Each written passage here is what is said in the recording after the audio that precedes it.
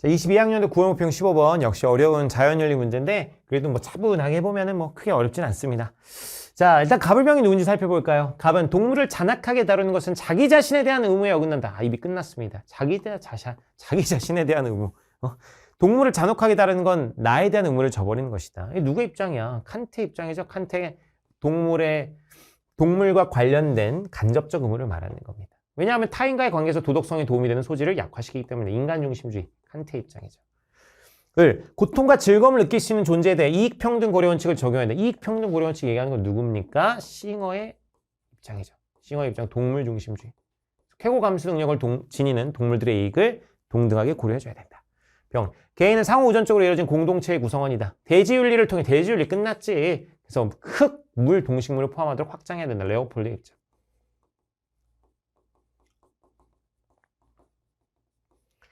갑니다. 그래서 칸트, 싱어, 레오폴드 한번 볼게요. 기억, 자연을 경제적 관점에서 이용하는 것이 허용될 수 있다. 자, 하나씩 생각해 볼까요? 칸트 인간중심주의자죠. 자연을 경제적 관점에서 이용하는 거 당연히 가능해, 안 가능해? 당연히 가능합니다. 칸트 인간중심주의자잖아요. 싱어, 자, 싱어 동물중심주의죠. 자연을 경제적 관점에서 이용하는 거 허용될 수 있다. 이거 당연히 안 당연해. 당연하지. 경제적 관점에서 이용할 수 있는 거예요. 자, 레오폴드. 자, 여기서 중요해요. 선생님, 레오폴드는 자연 전체를 그 자체로 가치를 지닌 내재적 존재로 보잖아요. 그럼 경제적 관점에서 이용하면 안 되는 거 아닙니까? 아닙니다, 여러분. 레오폴드도 이용할 수 있어요. 자연 전체를 우리가 이용할 수 없으면 인간 죽어야 돼, 그냥. 그럼 인간 지금 당장 살지 말자고 얘기하는 거 아니잖아, 레오폴드가. 그러니까 레오폴드가 얘기하는 건 자연을 경제적 관점으로만 보지 말라는 것이지 경제적 관점으로 이용하는 것 자체를 부정하는 건 아닙니다. 그러니까 자연을 경제적 관점으로도 보고 도덕적 관점으로도 보고 심미적 관점으로도 보자는 것이지 경제적 관점으로 보는 것 자체를 아예 부정하자 이런 얘기는 아니에요. 그럼 인간 살 수가 없잖아. 그렇게 비현실적인 얘기를 하는 사람은 아닙니다. 그래서 자연을 경제적 관점에서 이용하는 것이 허용될 수 있다는 건 셋의 공통점이 되겠습니다. 이걸 부정하는 사람은 아무도 없어요. 이건 다 인정하는 거야. 그 다음에 그럼 A가 맞나? 아니, A는 틀렸지. 왜냐면 이건 A가 아니라 그러면 어디 들어가야 돼? D에 들어가야 되죠. 그 다음 니은, 이성적 능력을 기준으로 도덕적 지위가 결정되지는 않는다. 자, 칸트는 인간중심주의죠. 인간중심주의고 칸트가 가장 강조하는 게 뭡니까? 이성입니다. 이성적 능력은 능력을 기준으로 하면 이거는 인간이 아닌 애들을 나누는 거야. 인간과 비인간을 나누는 거야.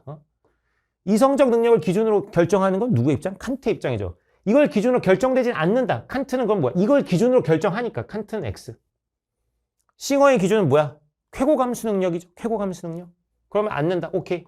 레오폴드는 이 자연 전체와 자연 전체의 구성원이냐? 이게 기준이잖아. 그래서 이성적 능력으로 하지 않죠. 그래서 이렇게 이건 싱어와 레오폴드의 공통이 되겠습니다. 그러면 을과 병의 공통. 좋은데요? 그 다음 디귿. 고통을 느끼는 모든 존재가 존속할 권리를 갖는 것은 아니다. 자, 칸트부터. 칸트는 인간만 권리를 가집니다. 인간 중심주의자니까 칸트는 인간만 권리를 가지잖아. 그래서 고통을 느끼는 모든 존재가 존속할 권리를 갖는 건 아니다. 꼭 칸트는 인간 중심주의니까 동물은 권리가 없어요. 자, 그런데 싱어는 동물 중심주의자죠. 그 동물 중심주의자고 쾌고감수 능력을 가진 동물들은 도덕적 지위와 권리를 갖는다고 얘기하죠. 인간과 동일한 지위와 권리는 아닐지라도. 그럼 그 권리 중에 당연히 이런 핵심적인 게 존속할 권리가 될 것입니다. 아니, 그 권리라는 게 자기 생명을 유지할 권리, 이게 가장 핵심적인 거 아니겠어? 자기 존재를 유지할 권리. 자, 그럼 싱어 입장에서 고통을 느끼는 모든 존재는 존속할 권리를 가집니다. 존속할 권리를 갖는 것은 아니다. X가 되겠죠. 가집니다. 그 다음에 이제 레오폴드. 레오폴드는 자연 전체까지 고려하죠. 자연 전체. 그리고 그 고통을 느끼는 이 존재는 생명체, 동물들일 거야. 동물들. 생명체 중에서도 동물들일 것인데 그 레오폴드는 당연히 이 자연 전체의 구성원인 동물들이 권리를 가진다고 보고 그 권리에는 당연히 이런 존속할 권리가 가장 기본적인 권리가 될 것입니다. 그래서 권리를 갖는 것은 아니다. 레오폴드 X가 되겠습니다. 그래서 이거는 C는 이제 갑과 병에 공통해야 되는데 병이 동의하지 않기 때문에 이거는 틀렸다가 되겠네요. 그래서 칸트만 동의하는 입장이 되겠습니다. 다음 리을. 동물에게 해를 끼치는 행위가 정당화되는 경우도 있다. 자, 칸트. 자, 동물과 관련된 의무는 간접적 의무였어요. 근데 어쨌든 칸트는 인간 중심주의자니까 인간의 이익을 위해서 동물에게 해를 끼치는 행위가 정당화되는 경우 당연히 있을 수 있습니다. 그리고 싱어 같은 경우는 공리주의자죠. 공리주의.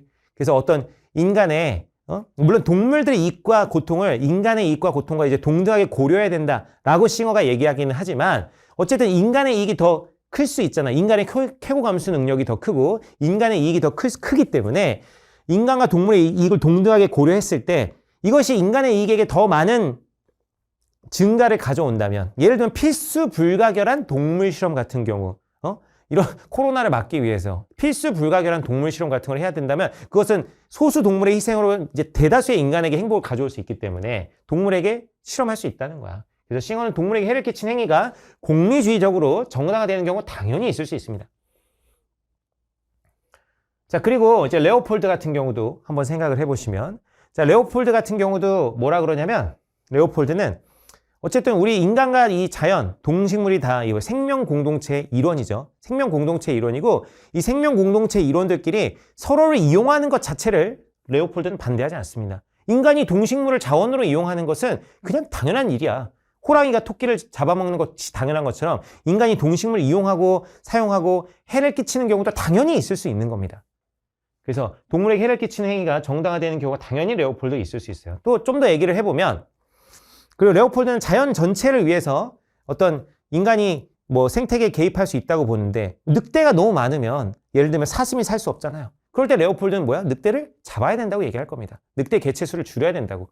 이런 측면에서 봐도 레오폴드도 당연히 동물에게 해를 끼치는 행위가 정당화되는 경우가 있을 수 있는 거죠. 그래서 이거는 셋의 공통이기 때문에 이거는 어디 들어간다? D에 들어가게 되죠. 그래서 정답은 니은과 리을 3번이 되겠습니다.